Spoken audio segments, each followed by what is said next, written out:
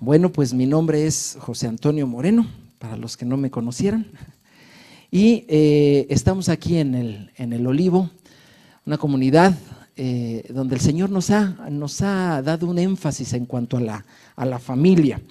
Y hemos estado compartiendo con todos ustedes últimamente una serie acerca de las parábolas de Jesús. Estuvimos viendo que una parábola es una historia que a partir de lo material nos enseña lo espiritual, podemos sacar verdades. Y estuvimos viendo que Jesús cambió su tónica de enseñar por una razón. Él no fue aceptado en su enseñanza, Él no fue aceptado en su servicio al pueblo, Él no fue aceptado, al contrario, fue criticado. Y entonces Él dijo, sí, bueno, pues entonces voy a cambiar mi forma de enseñar la palabra.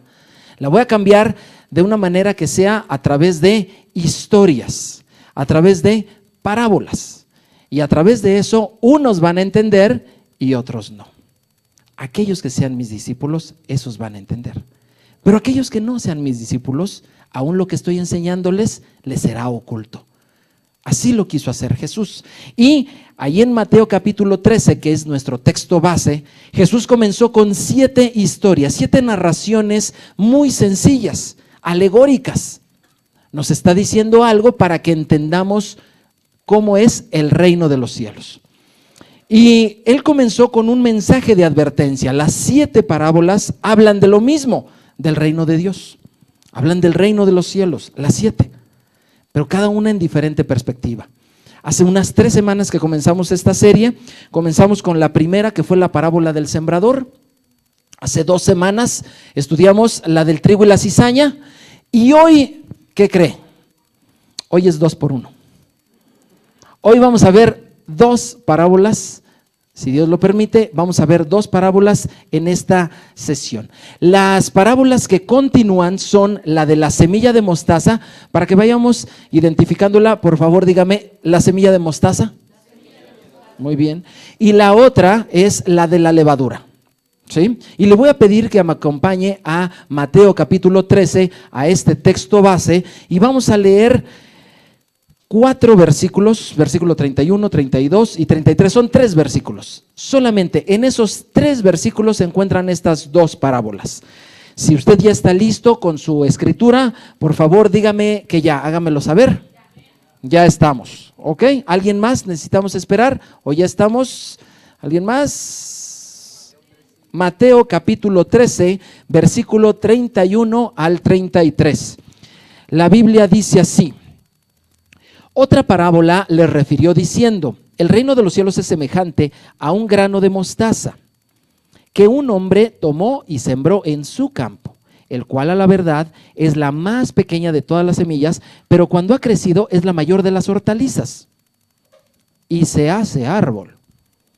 Y de tal manera que vienen las aves del cielo y hacen nidos en sus ramas. Versículo 33, otra parábola les dijo.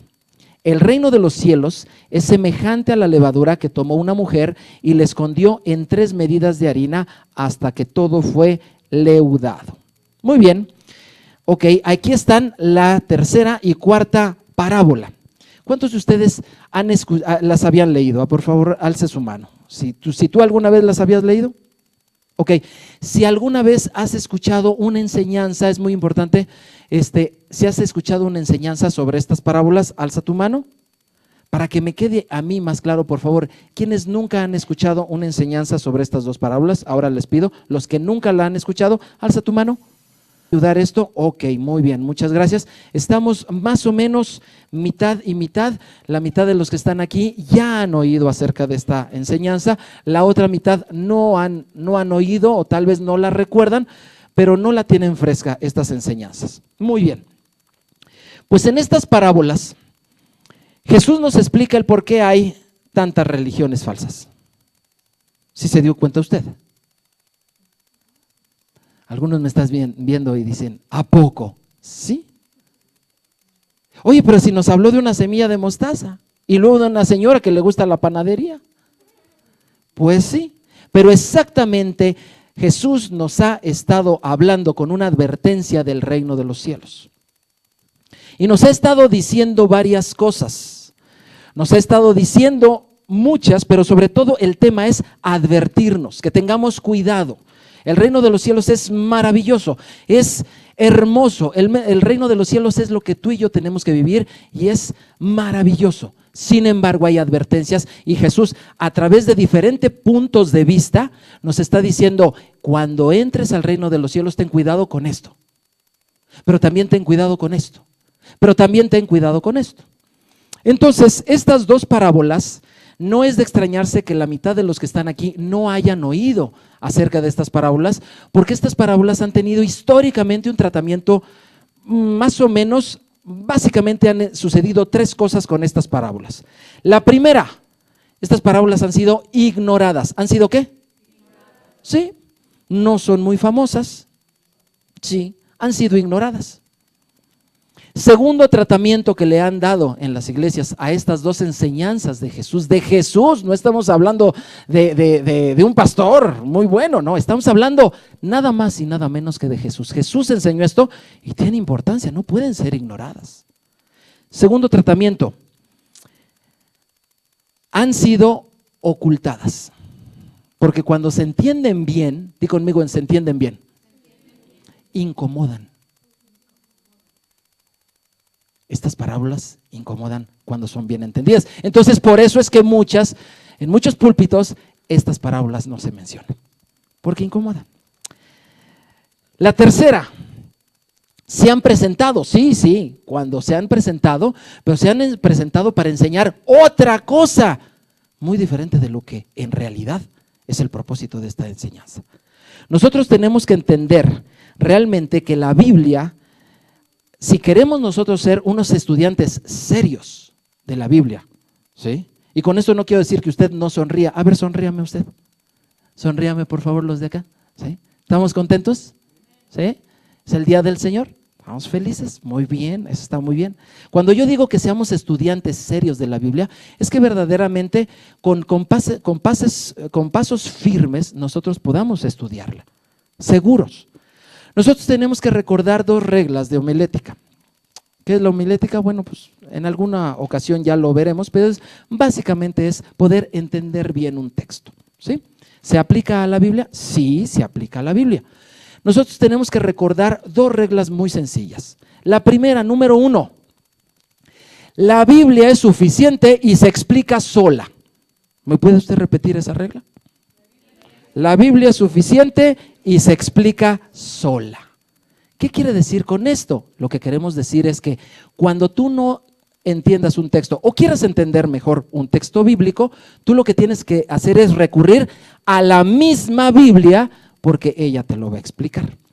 Adelante, bienvenidos, pasen. ¿Hay lugares por acá? Bienvenidos.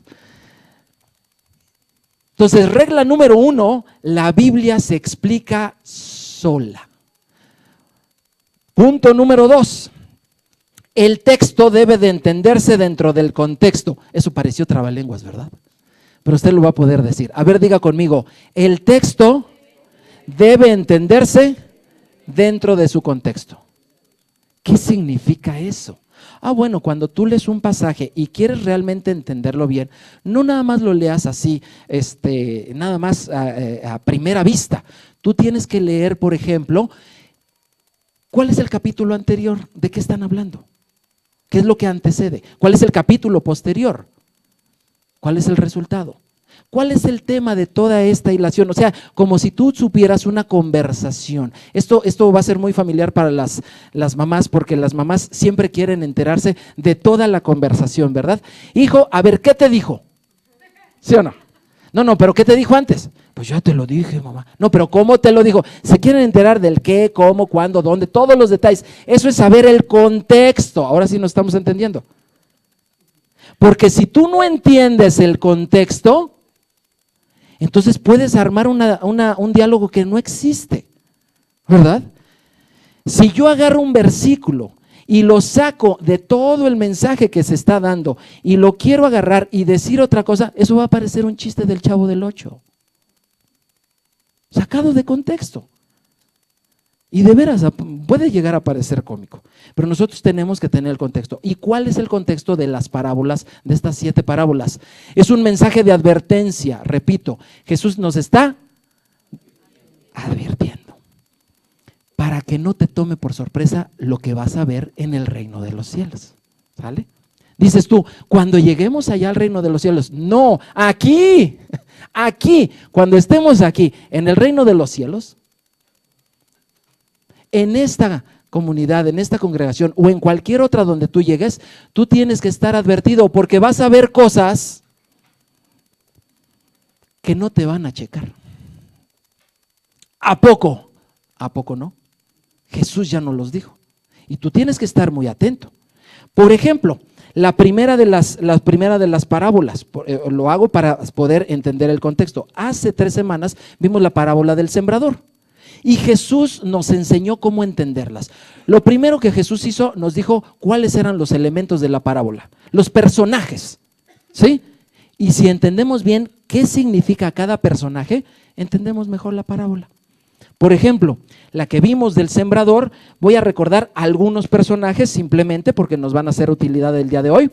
Dice el sembrador, y Jesús nos explicó quién era el sembrador. ¿Recuerdan quién es el sembrador? Específicamente decía el Hijo del Hombre, y ese le llamamos es un sinónimo de Jesús. ¿Quién es el que siembra? Jesús es el sembrador. También otro de los elementos, la semilla. ¿Recuerdan qué significa la semilla? La palabra de Dios. Muy bien. Eso nos ayuda a entender bien el mensaje, la parábola. ¿Se acordarán por ahí qué eran las aves?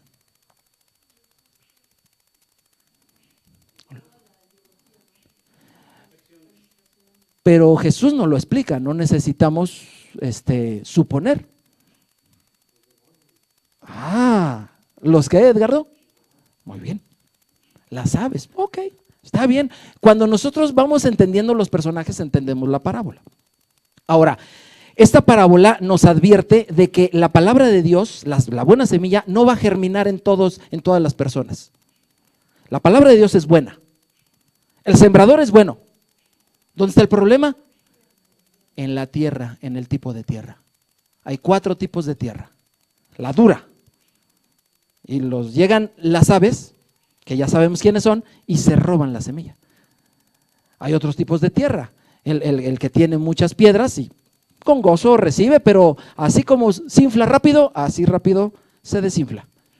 Hay otros que tienen mucho apego a las cosas materiales y ahí están siempre en la congre, pero no fructifican. Y los cuartos, y espero que todos seamos de esos, ¿verdad que sí? La buena tierra, que se le siembra la palabra de Dios y da fruto, mucho fruto, hermoso. Por cierto, ¿ya vieron la higuera que tenemos aquí? No, hombre, está impresionante, ¿verdad? Digo, tenemos un jardín con bastante fruto, ¿verdad? A ver, los que están aquí, díganle a todos los que están allá, aquí vamos a dar más fruto. A ver, díganle. Los están oyendo, ¿eh?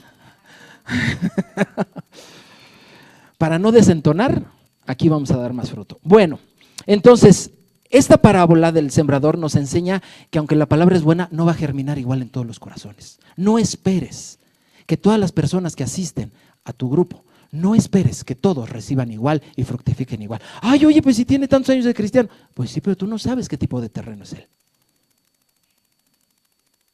La segunda parábola que vimos hace 2 semanas fue la del trigo y la cizaña. Esta parábola tenía otros elementos. Por ejemplo, ¿quiénes eran los segadores, los que cosechan? ¿Se acordarán? Los ángeles, y no Los Ángeles, California, los ángeles del Señor, ¿sale? Los ángeles del Señor, ellos son los que van a separar el trigo de la cizaña.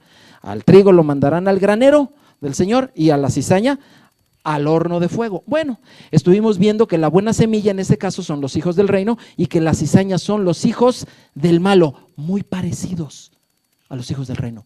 Son igualitos, salvo por una cosa: no dan fruto. Entonces, esta parábola nos enseña que además de que el enemigo roba la semilla, tiene otra estrategia, porque la palabra de Dios se sigue regando y se seguirá sembrando en todo el mundo y no puede detenerlo. El enemigo no puede detener el avance de la palabra de Dios, no lo puede detener. Entonces, una estrategia: roba la semilla en el corazón duro que no la acepta. Otra estrategia: si no puedo detenerlo con eso, entonces dice: yo voy a sembrar mi semilla, dice el enemigo. Voy a sembrar mis cizañitas. Igualitos, mira, tú los ves y parecen cristianos. El domingo se peinan, se bañan, se lavan los dientes, agarran su Biblia porque tienen su Biblia y van a la iglesia, son igualitos, pero no lo son. Y nosotros tenemos que estar advertidos. Dile al de junto: advertido. Si de algo te tienes que asegurar en esta tierra, es de que eres trigo y no cizaña. No se trata de que parezcas, se trata de que seas. Exactamente. ¿Se trata de qué? Así es, de que seas, no de que parezcas. Entonces tenemos estos dos pasajes, y hay un destino importante para los de la cizaña. Digo, no es que les quiera yo decir si alguno está interesado, pero les tengo que informar. ¿Qué les va a pasar a los de la cizaña? Como no dan fruto, entonces lo que va a pasar son estos. ¿Cómo van a identificarlos? Los ángeles, a los que no dan fruto. Muy sencillo, porque hacen dos cosas. Una, sirven de tropiezo a otros. Es decir, la gente los ve, la gente cree que son cristianos, pero como no lo son y no dan fruto, lo que hacen es que sirven de tropiezo. Por eso es que usted y yo llegamos a escuchar a gente que no es cristiana, gente fuera de una congregación, que llegue contigo y que se queja. No sé si se han quejado contigo. Uy, ¿ya viste a tu hermano? Y eso que dice que es cristiano y hace esto y no hace lo otro. ¿Sí han oído ese tipo de quejas? Eso es un tropiezo. Es necesario tropiezos, pero que no sucedan por ti. ¿Por qué? Porque el que hace tropezar a otros no es trigo. A ver, otra vez ese suspiro, lo voy a decir. Regresamos. El que hace tropezar a otros no es trigo. Fuerte, por favor. Ese mero. No, con ese es suficiente. Entonces, que la gente no tropiece por tu testimonio. Porque entonces, no, tú tienes que ser trigo. En el nombre del Señor, tienes que ser trigo. La segunda cosa que identifica a la cizaña es que son gente que, dice la Biblia, hacedores de mal, y vimos quiénes son esos hacedores de mal. Los hacedores de mal no creas que son gente que no creas que es gente que, no sé, le pone el pie a sus compañeritos, le robe el lunch a los otros, o sea, esos son hacedores de maldad, ¿verdad que sí, pastor? No necesariamente. Hacedor de maldad vimos que son, dice la palabra anomia, y anomia significa sin ley. Son aquellos que parecen cristianos, pero viven sin ley. Saben que hay una ley, la ley de Dios, pero ¿sabes qué? No les importa. Esos son los hacedores de maldad. Qué curioso, qué interesante. Porque recuerden que son gente que se mezcla y se confunde en el reino de los cielos. Pues bien, allí tenemos Pero vamos a regresar a nuestra parábola de la semilla de mostaza, porque el Señor nos está advirtiendo de cosas interesantes. ¿Por qué les digo esto? Porque si tú lees, y ahorita voy a volver a leer esos 3 versículos, parece, di conmigo, parece que en la parábola del trigo, de la semilla de mostaza y de la levadura, no hay problema. Parece. En la del sembrador sí hay problema, no en todos germinó. En la del trigo y la cizaña, ay, unos son trigo, otros son cizaña. Pero tú lees estas y parecen parábolas tranquilas. La semilla de mostaza que crece y todo es bonito. Ay, qué bonito. Y la de la levadura, ay, qué señora tan hacendosa, ¿verdad? Hace 3 medidas de harina, les pone levadura y todo queda leudado. ¡Ay, qué bonito! Hasta parece como que va a hacer, no sé, una rosca de Reyes Magos o algo así, ¿no? No.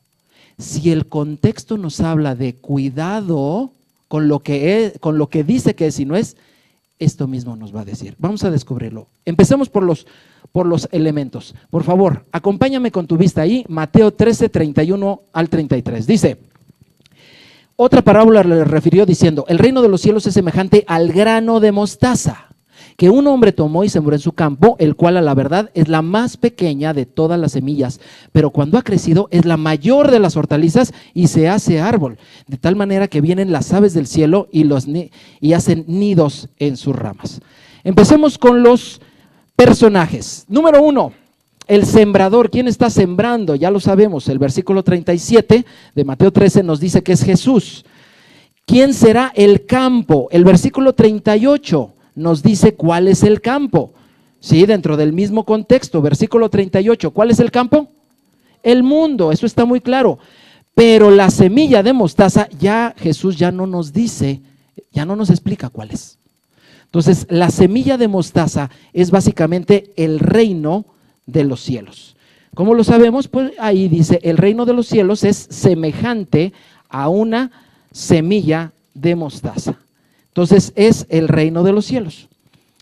¿Por qué habrá querido Jesús enseñarnos con una semilla de mostaza? Recordemos que Jesús le está hablando a gente que conoce de campo, no es como tú y como yo. ¿Cuántos vivimos en ciudad? Casi todos, ¿no? Si no es que todos. ¿Alguno de ustedes conoce algo de campo? Muy poco, ¿no? Siendo honesto, algunos sí conocerán un poquito más. Pero Jesús le estaba hablando a una mayoría de gente que conoce perfectamente el campo. Entonces no le tomó por sorpresa lo que vio. Voy a explicar algunas cositas al respecto de la semilla de mostaza. Yo creo que él comenzó en primer lugar, y lo comparó con el reino de los cielos, por el tamaño de la semilla. ¿Cuántos conocen una semilla de mostaza? Bueno, para los que no la conozcan, la semilla de mostaza es muy pequeña. Hay varios tamaños. La más grande de las semillas de mostaza es del tamaño de la cabeza de un alfiler. Esa es la grande, ¿eh? Tenemos también tamaño chico. ¿Has visto el punto que tú haces con tu pluma así, nada más así? ¡Clum! Bueno, ese más o menos es el tamaño aproximado de las semillas más pequeñas de mostaza. Son pequeñas. ¿Por qué quiso Jesús enseñarnos que el reino de los cielos es como una semilla de mostaza? Por el tamaño. Primero, por el tamaño. Porque Dios siempre comienza en pequeño. Di conmigo eso. Dios siempre comienza en pequeño. Siempre. Dios no comienza con muchos. Dios siempre comienza en pequeño. ¿Con cuántas personas comenzó la humanidad? No, con uno. Con Adán, con ese comenzó. Con uno. Y de allí tomó una costilla y allí empezó a sacar a Eva. Y de ahí, de ese matrimonio, salió toda la humanidad. Dios no, ¿a poco no hubiera sido más fácil si Dios hubiera agarrado y así del polvo, así como de esas películas, nada más hace y ¡bum! Del polvo salen pero un montón de gente? ¿No hubiera sido más fácil? No se arriesga tanto, ¿no?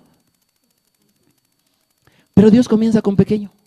Cuando Dios purgó el mundo, comenzó con una familia, la familia de Noé. Nada más, con esos. Jesús comenzó con 12.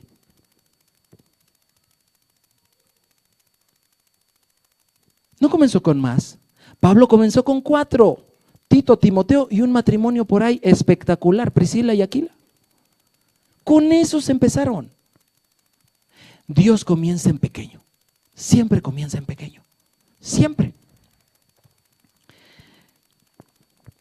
Segunda cosa, la intensidad. ¿Cuántos de ustedes han probado una mostaza que no ha sido preparada? Porque yo creo que todos, si yo les pregunto, ¿conocen la mostaza? Y me van a decir, sí, viene en frasquitos naranja, ¿verdad? Pero no, la mostaza no es así, ¿sale?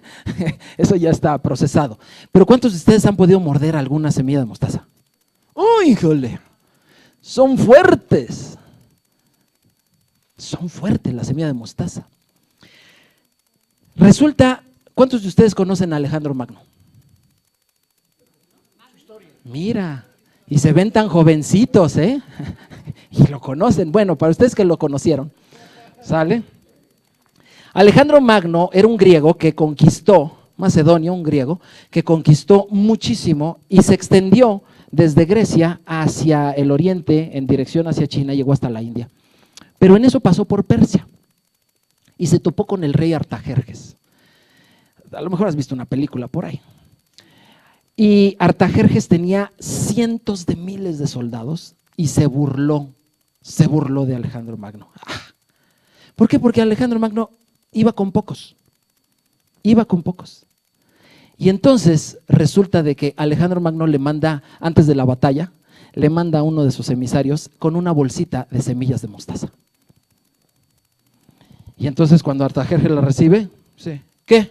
¿Cuál es el mensaje? O sea, y le dice el mensajero, mira rey, nosotros somos pocos, pero con un sabor intenso. No nos quieres probar, porque vas a ver lo que es un sabor de verdad. Y dicho y hecho, esos poquitos de Alejandro Magno vencieron a la multitud del ejército de Artajerjes. Jesús también eligió la mostaza, porque los verdaderos cristianos no son muchos, pero eso sí, con mucho sabor. Intenso, como la semilla de mostaza. Jesús no necesita grandes multitudes, ni grandes eventos. Eso más bien parece como Ticketmaster o cosas por el estilo, ¿no? Jesús no necesita muchos, Jesús necesita pocos. Pero mira, poquitos, pero picosos, ¿eh? Así es. Entonces, por eso lo compara con una semilla de mostaza. Sin embargo, entre toda la parábola, aquí se nos presenta un elemento raro. Di conmigo raro. El árbol. El árbol es el raro. Y aquí es donde empieza a diferir totalmente la enseñanza que seguramente tú has tenido de esta parábola. Y te voy a decir por qué. Preguntándole a gente que conoce de estas cosas, dice ahí Jesús que la mostaza es una hortaliza. ¿Sí saben qué es una hortaliza? Son básicamente plantitas rastreras, ¿sí? Son plantas que cuando mucho pueden crecer como esta bugambilia que está a este tamaño más o menos. Claro, esa bugambilia puede crecer más, pero las hortalizas son plantas rastreras, son plantas chiquitas. Sin embargo, la mostaza es una plantita también, es una hortaliza que hay una especie de hortaliza que puede llegar a crecer mucho. Tanto como la higuera que está allí. O tal vez como la granada que está ahí juntito. Pero ya es mucho. Es una especie muy extraña que existe de la mostaza. Eso es lo máximo que queda. Pero jamás dejan de ser hortalizas. Las hortalizas nunca dejan de ser hortalizas. Son hortalizas y serán hortalizas toda la vida. Pero aquí Jesús dice que se convierte en árbol. ¿No te parece eso raro? En el curso estamos aprendiendo que en Génesis 1:11 dice que todas las semillas se reproducen según su género, según su especie. Y que tú no puedes sembrar higos y que te dé peras. Tú no puedes sembrar granadas y que te dé limones. Eso no se puede. Eso no sucede. Entonces, cuando algo se sale de su género, algo raro está allí. Y la hortaliza creció, di conmigo creció, hasta que se salió de su género. El reino de los cielos tiene esta advertencia. Cuando crece mucho, se convierte en algo que no debería de ser.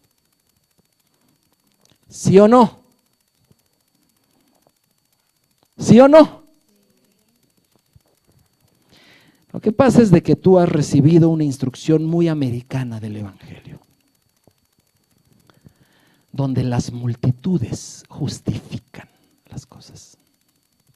Pero es extraordinario que si tú vas a Israel, las grandes escuelas bíblicas tienen muy pocos alumnos.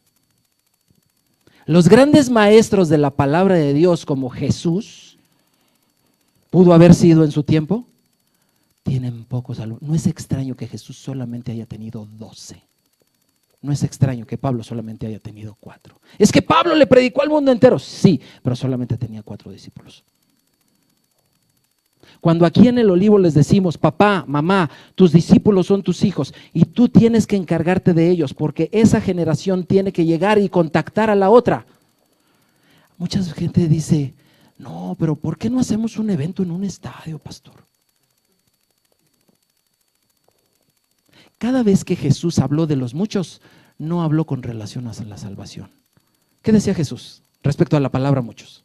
Muchos son los llamados, amplio es el camino de la perdición y muchos son los que lo encuentran. Es extraordinario esto. No sé si tú lo habías visto alguna vez.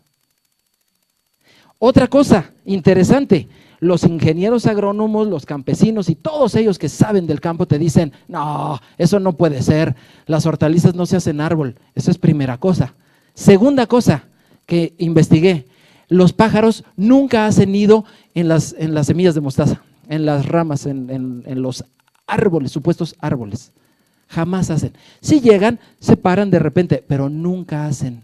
Entonces Jesús me está hablando de algo extraño. Jesús me está hablando de algo raro. Y si yo fuera campesino y hubieras estado sentado oyéndolo en ese momento, yo le hubiera dicho, Jesús, me estás hablando de algo raro. Sí, te estoy hablando de algo que sucede en el reino de los cielos. Pero entonces, ¿cuál es el árbol ese de la semilla de mostaza? ¿Qué les dije? La Biblia se explica sola, ¿verdad que sí? Y si quiero saber cuál es ese árbol, tengo que ir a la Escritura. Acompáñenme al profeta Daniel. Profeta Daniel, capítulo 4. Profeta Daniel, capítulo 4.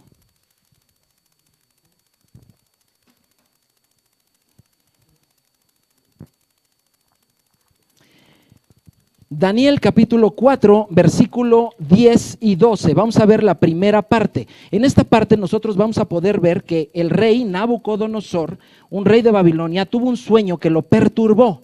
Tuvo un sueño extraordinario. Y este sueño se los contó a sus sabios y nadie lo podía entender.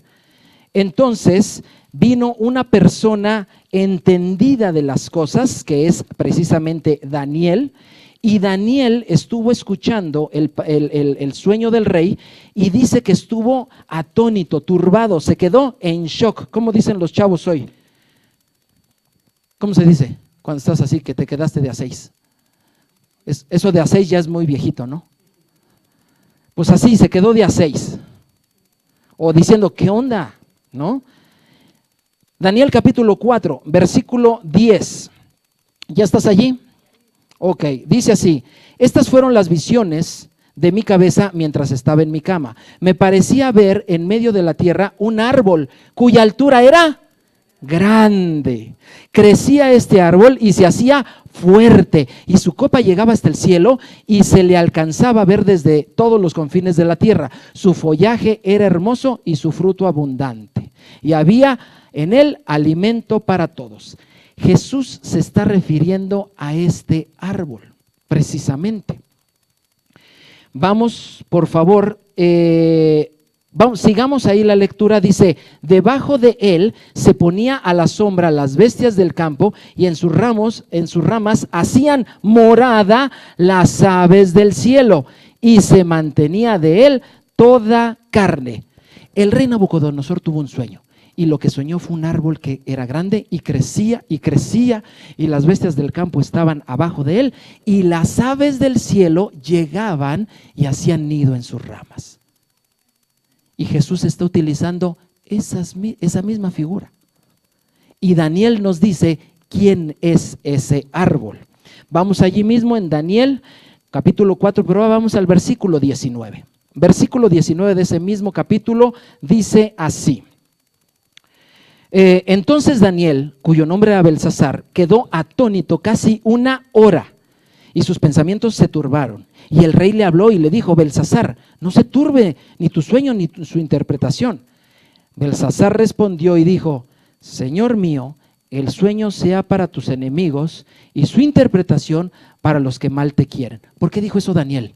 Porque si tú decías algo que no le gustaba al rey, ¿qué crees? Ahí era copelas o cuello. O me dices algo que me gusta o te mando a ejecutar. Entonces Daniel entendió el sueño y le dijo, ay, mira, yo espero que esto no sea para ti. Pero la verdad sí era para él. ¿Qué le dijo? Ahí viene la interpretación. Versículo 20.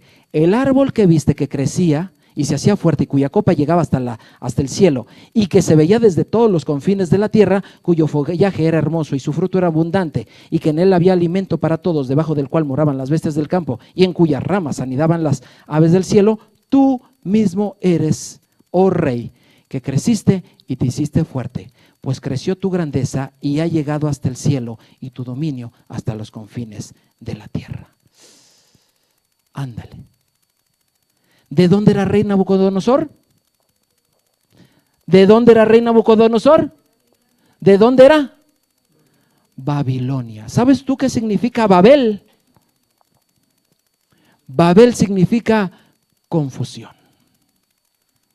Babilonia es el lugar donde se admiten todo tipo de creencias. Babilonia es el lugar donde se admiten todo tipo de credos. Ahí se vale de todo. Y de ahí era rey. El árbol del cual Jesús nos está hablando es este árbol. Babel. ¿Qué sucedió en Babel antes que esto? Una torre que se erigía hasta el cielo para hacer grande el nombre de los hombres. ¿Y cómo termina Babilonia en el Apocalipsis? ¿Y no dice que es guarida de toda ave inmunda? Edgardo, ¿nos puedes repetir qué significan las aves del cielo? Demonios. ¿Sabes lo que te dicen cuando te explican, entre comillas, la parábola de la semilla de mostaza? Te dicen que las iglesias crecen hasta que llegan las aves del cielo, que son la gente de todo el mundo, y viene a comer de sus ramas. ¿Has oído tú esa interpretación? ¿Y qué crees? No es así. La Biblia nos explica que el reino de los cielos, a Jesús le gusta que empiece en pequeño y le gusta rasurar, porque cuando crece mucho se deforma y se convierte en algo que no es. Y da cabida a todo tipo de doctrinas. Y da cabida a todo tipo de enseñanzas. Y ahí todo se vale, con tal de que hagamos de esto un árbol grande, lleno de confusión. La próxima vez que tú te des cuenta que asistes a un grupo pequeño, no te sientas mal.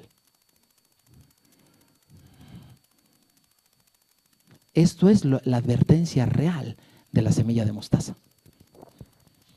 Esta es en verdad la advertencia que Jesús nos pone en la semilla de mostaza. ¿Quieren ustedes ver cómo termina? Vamos a Apocalipsis capítulo 18, versículo 2. Entonces las aves no es la gente, no son creyentes, no es de que aquí vinieron las familias, no es cierto.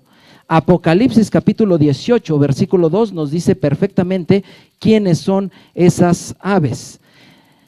Dice, y clamó con voz potente diciendo, ha caído la gran Babilonia y se ha hecho habitación de demonios y guarida de todo espíritu inmundo y albergue de toda ave inmunda y aborrecible. Así que la interpretación, y la escribí aquí, se las voy a decir.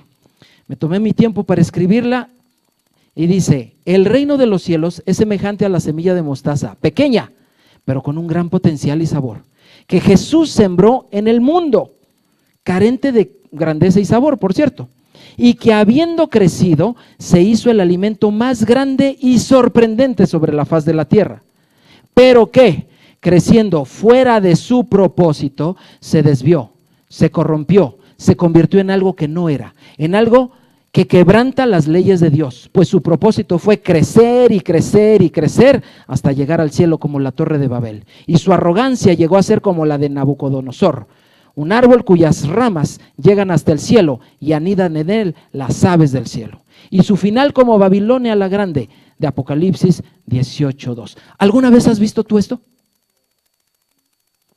¿Te ha tocado verlo? ¿Confusión? A mí sí me ha tocado verlo.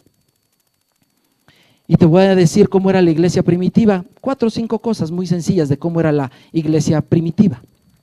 En la iglesia primitiva, la Biblia era el texto suficiente. No había más. En la iglesia de hoy, se te dice que Bueno, aquí no, La Biblia es una referencia que cada vez menos se conoce y que las personas necesitan otras ayudas para entender la palabra de Dios. Tú le dices a un cristiano el día de hoy, oye, ¿qué me puedes decir de santidad? Y te dice, como de quién he leído el libro, déjame ver. Oye, ¿por qué no hacemos un curso para matrimonios? Ah, sí, el libro de fulanito y sutanita está muy bueno. Y no digo que no esté bueno. Pero el cristiano lee más libros que la Biblia. Y cree en más libros que en la Biblia. Pregúntale cuántos versículos se sabe. Y no, pero cuántos títulos de libros y películas que es que cristianas se sabe y vas a empezar a ver. La iglesia primitiva no era así. La Biblia era suficiente y única, no había más.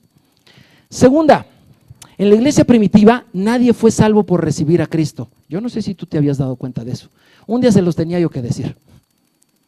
¿Dónde dice en la Biblia, recibe a Cristo en tu corazón? Enséñame el versículo. ¿Lo dice? No lo dice. ¿Sabes cómo una persona era salva en el libro de los Hechos? Por demostrar arrepentimiento. Por demostrar un cambio de vida. El que robaba, ya no roba. El que mataba, ya no mata. El que mentía, ya no miente. El que adulteraba, ya no adultera. Pues esos son. Así es. En la iglesia de hoy, la gente se salva, ¿sabes cómo? Repite usted conmigo, hermano, después de mí, con todo su corazón. En la iglesia primitiva, el mensaje del evangelio nunca te prometía nada más que la salvación y la vida eterna. En la iglesia moderna, el evangelio te promete solución a tus problemas, sanidad, felicidad y hasta prosperidad. ¿Cómo no? Y en donde más me ofrezcan, allá me voy. ¿Cómo ves? En la iglesia primitiva, el mensaje a los convertidos era principalmente respecto a la santidad, santidad, santidad. En la iglesia de hoy, el mensaje a los ya convertidos, o convertidos entre comillas, es básicamente el desarrollo humano, el éxito personal y la prosperidad económica. ¿Sí o no? Esas cosas son las que suceden. Hoy la gente se encuentra en las iglesias cosas como estas: recaudación para fondos para programas de televisión. Se encuentra la competencia entre las iglesias, a ver quién tiene las instalaciones más padres. Se encuentra ventas de reliquias como astillas de la cruz de Cristo, agua del río Jordán, aceite del sepulcro y muchas cosas más. El día de hoy se encuentran con venta de literatura obligada. La tienes que comprar, hermano. Es para que entiendas la Biblia, es por tu bien. El día de hoy se encuentra en una iglesia que crece y crece hasta que se convierte en lo que no es. Jesús nos advirtió con la semilla de mostaza. Cualquier parecido con la realidad, no crea que es coincidencia. Jesús ya no lo había dicho. ¿Sale? ¿Cómo se llega a tener tanto éxito en estas organizaciones?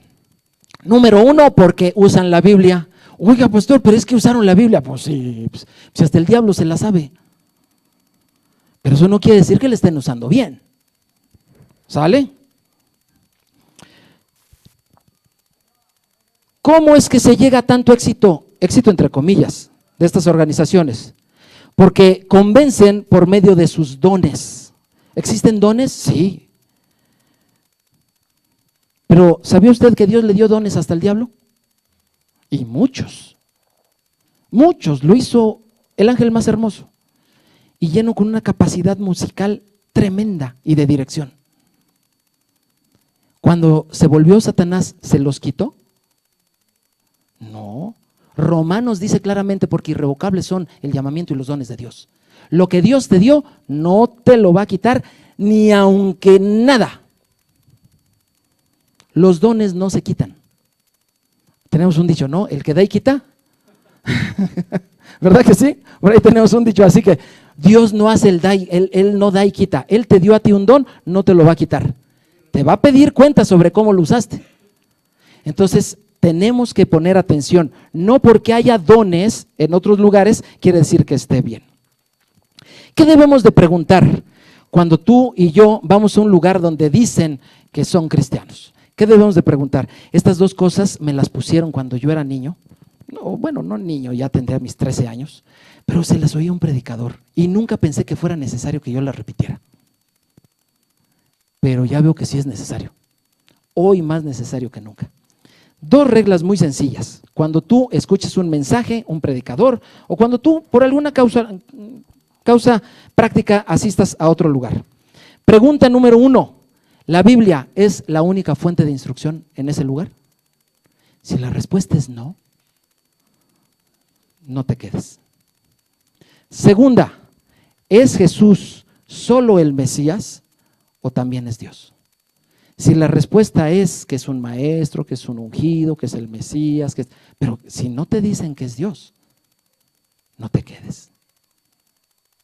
Grábate esto, te puede salvar la vida, te puede salvar la vida. La Biblia y Jesús. Bueno, vamos a la ley de la levadura. Este es mucho más breve y acompáñame a Mateo capítulo 13, versículo 33. ¿Estamos bien? ¿Los veo serios? Pues es que el tema está serio, ¿no? Otro día hacemos un poquito de más chistes si quieren, pero hoy el tema está serio. Y es que dicen de estas parábolas cada cosa que bueno. Mateo 13:33 dice, otra parábola les dijo, el reino de los cielos es semejante a la levadura que tomó una mujer y escondió en 3 medidas de harina hasta que todo fue leudado. Siguiendo la regla de Jesús, veamos rápidamente los elementos que hay aquí. Hay dos, harina y levadura. Bueno, está la mujer. ¿Quién es la mujer? Obviamente la mujer, tú vas a la Biblia, no tengo tiempo ahorita para decírtelo, pero la mujer son el grupo de creyentes. Le llamamos hoy la iglesia, ¿sale? O Israel. Israel, el pueblo literalmente de Israel, ¿sale? Esa es la mujer. Ok. Y dice aquí, hay dos elementos, la harina. ¿Quiénes serán la harina? Es muy interesante esto. ¿Quién será la harina? ¿Quién crees que sea la harina? A ver, por favor, ideas. ¿Quién puede ser la harina? No. Los creyentes, los asistentes. Muy bien, así es. Así es. Ok. ¿Sabían ustedes que la harina es una ofrenda al Señor? Si quieren ustedes apuntar allí, Génesis capítulo 18:6. Otra vez, voy a la Biblia para que me explique la misma Biblia. ¿Dónde puedo ver la palabra 3 medidas de harina? En la cita que les acabo de dar, en Génesis. Y les voy a decir qué pasó. Se le aparecen 3 personas celestiales a Abraham. Y Abraham les prepara 3 medidas de harina, así como la parábola de Jesús. Entonces la harina, Abraham la preparó para ofrecérselas a estas personas. Que nosotros sabemos que estas personas no eran nada más y nada menos que Dios. La Biblia dice ángeles, pero era Dios presentándose delante de Abraham. ¿Sale? Entonces la harina, efectivamente son los creyentes, pero también la harina es una ofrenda. Di conmigo, ofrenda. Es muy importante. Todas las ofrendas del Antiguo Testamento llevaban harina, flor de harina. ¿Sí te has fijado? Ok, bueno. Ok, entonces la harina es símbolo de ti que eres creyente y tú eres una ofrenda. ¿Sabías que tú eres una ofrenda para Dios? Tú eres una ofrenda para Dios. Es más, dice la Biblia, ofrenda grata. ¿Qué significa eso? Agradable, le gusta. ¿Sabías que le gustas a Dios? Lo voy a repetir, le agradas a Dios. A lo mejor tú te la vives tratando de agradarle a medio mundo, sin conseguirlo, por cierto. Pero a alguien que sí le agradas es a Dios. A Dios tú sí le agradas. Eres la harina. Dile al de junto, soy flor de harina. ¿Eh? soy flor de harina. Nada más que las señoras sabrán cómo se hace la harina. ¿A partir de qué? De un grano que hay que hacerle ¿qué? ¿Qué hay que hacerle al grano? Molerlo, triturarlo. El trigo necesita el grano. Nosotros somos como grano, ¿sale? Que necesitamos ser molidos para volvernos harina, una ofrenda al Señor. Qué hermoso. Nosotros tenemos que ser una ofrenda al Señor. En este proceso, el Señor nos pone con otros granos, ¿verdad?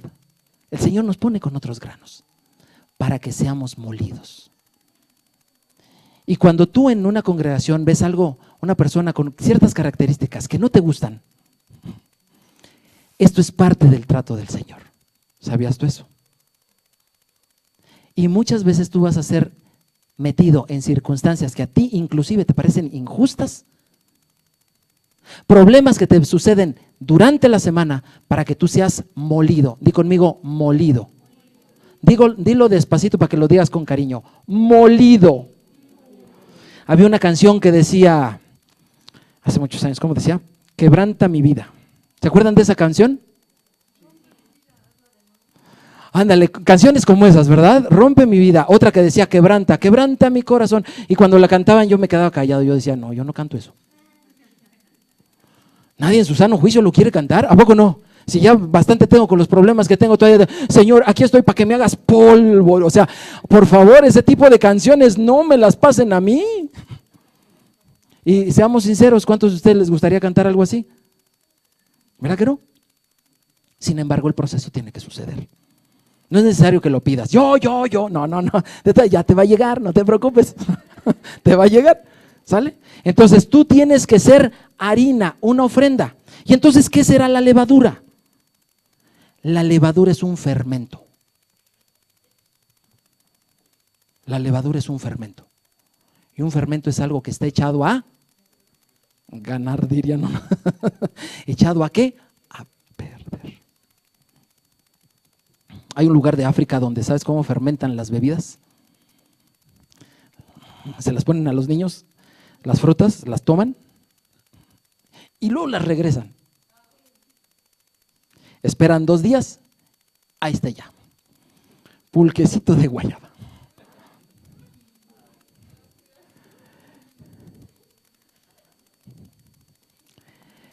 La levadura, ya con este ejemplo que te dejé, ¿la levadura tiene una connotación positiva? Imposible. En ningún lugar de la Biblia la levadura es buena. Jesús dijo, abstente de la levadura de los fariseos. Pablo dijo, límpiense de la levadura. Las ofrendas de Dios eran sin levadura. Es más, en Levítico dice que Dios no admite ninguna ofrenda con levadura. Lo voy a repetir, Dios no admite ninguna ofrenda. ¿Quién es la ofrenda? Alza tu mano. No admite ofrenda con levadura. No admite ofrenda con fermentos. Como dicen por ahí, no le gustan las babas de otra.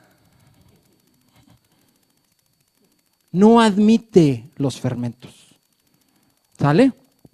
Dios no admite los fermentos. Si quieren saber dónde dice eso, está en Levítico 2:11.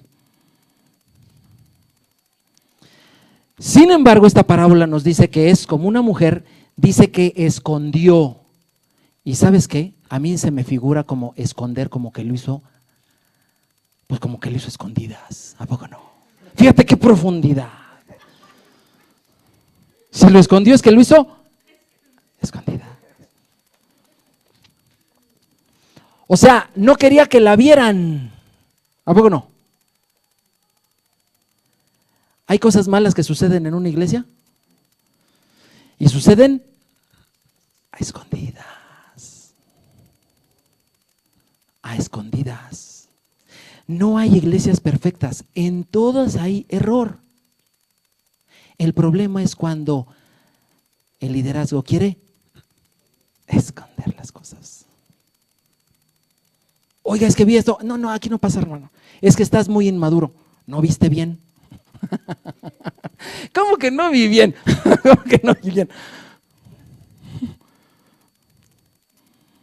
Si Jesús le hablaba a gente sencilla como yo, ¿cómo que no vivían? Lo malo, es lo que estamos aprendiendo ahí, ¿verdad? En el curso. Pero a veces queremos hallarle la forma de que lo malo sea bueno, pero eso es imposible. Entonces, aquí la levadura es algo, un fermento a escondidas. Y no hay persona que no tenga levadura. ¿Por qué? Porque Jesús dijo, la mujer escondió en 3 medidas de harina hasta que todo, ¿hasta que qué? Hasta que todo estuvo leudado. Al ver, voltea al de junto. ¿Qué crees? Está leudado.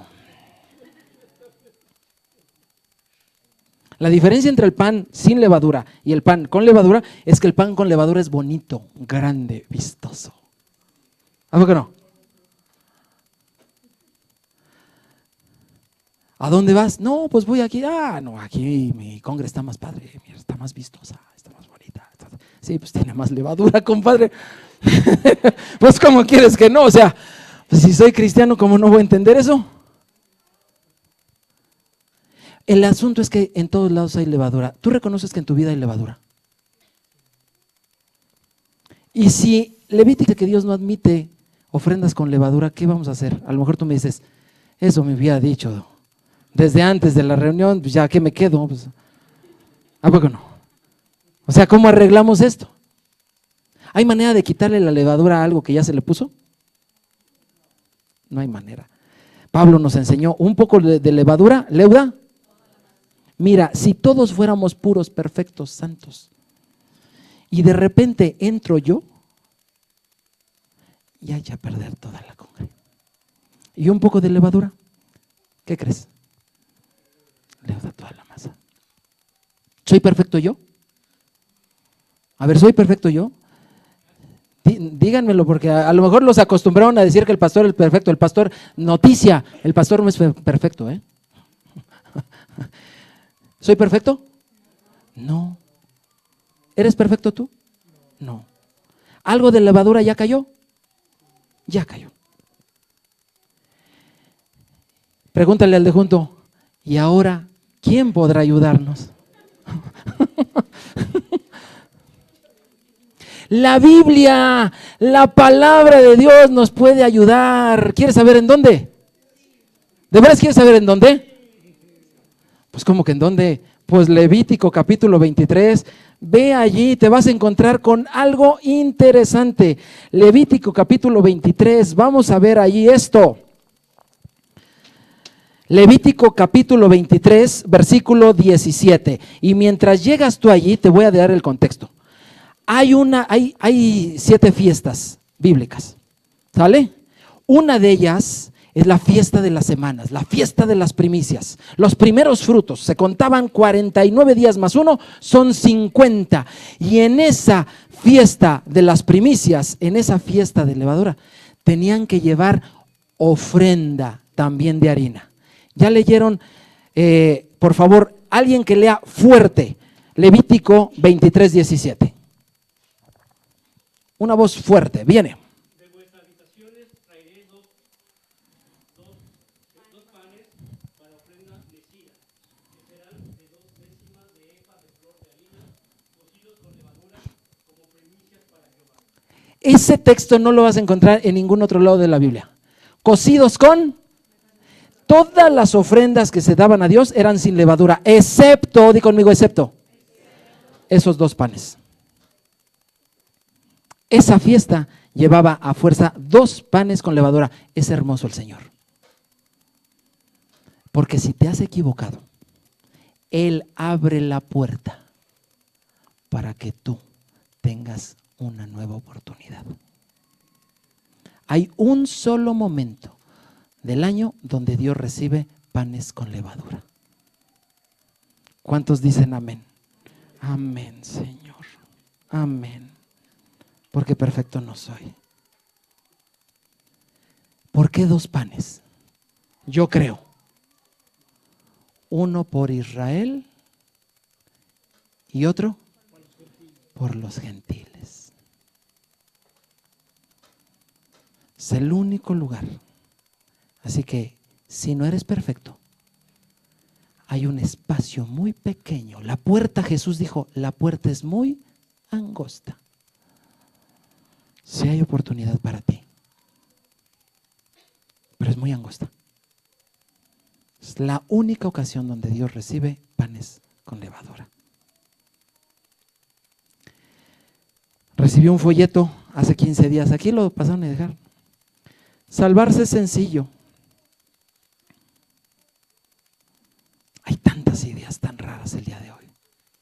Te tocó vivir un entorno tan confuso que si no te agarras bien de la palabra de Dios, por un descuido, tu eternidad se compromete. A Dios le gustan, aunque sean pocos, pero sabrosos.